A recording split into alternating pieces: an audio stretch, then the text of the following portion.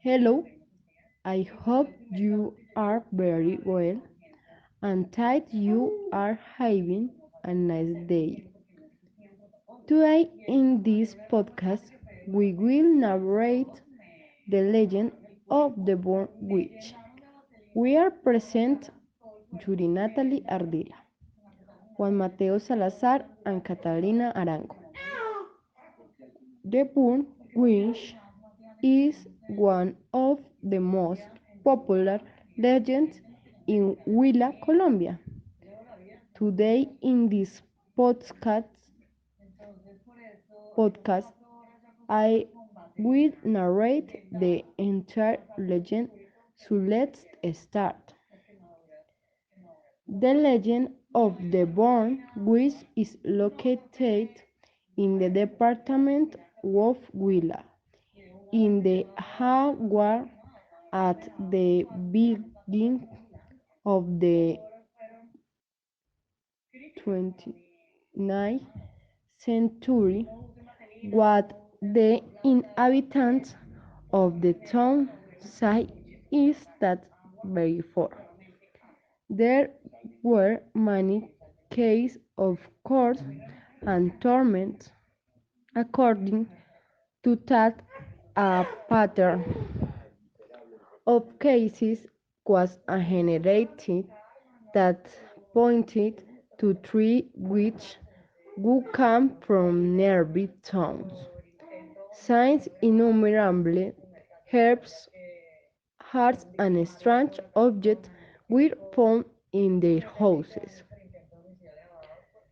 To alleviate the situation and restore peace to the town, the woman was born alive in the main park. For this reason, so that no one would forget the episode. Near this place, or in the exact place according to some versions, a pavement with the figure of a fleeing woman was built. One of the three witches asked the father of the child to baptize the grandson, but he refused because the grandson was not a natural child. So she put a spell on the father out of revenge, causing worms to come out of his mouth.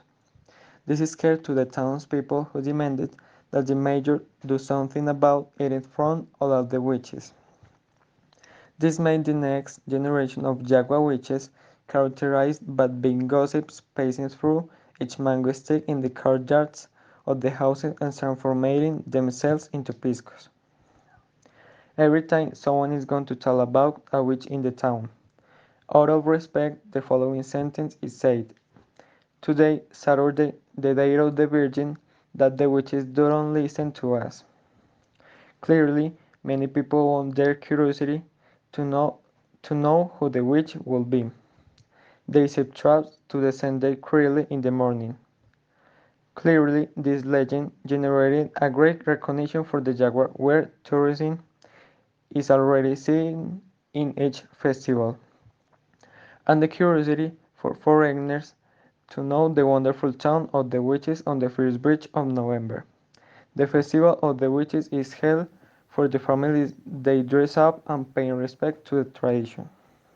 Many of these witches come to town to their ancestors, many of whom were slaves and fled Cartagena. Upon reaching Hawa, they found many injuries. People would understand each other very well, and it was an exchange of knowledge. The majority of people would have lived near the Hawa, in farms or lakes houses, have had two experiences that possess paranormal events, as one inhabitant tells us.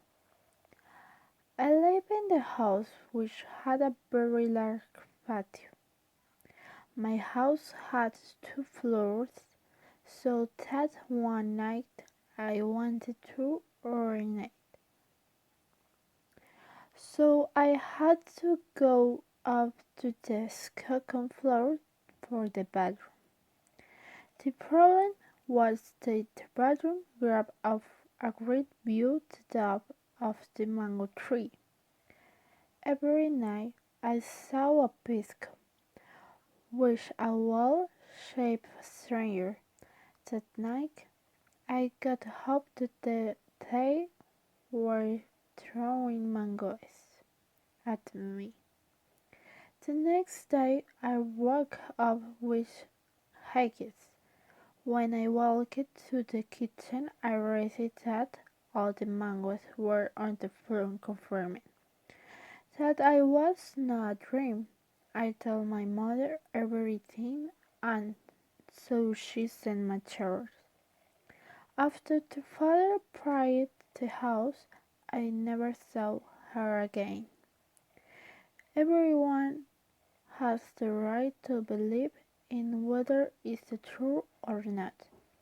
This is just a sample of the many legends that inhabit Colombia and that generate an effect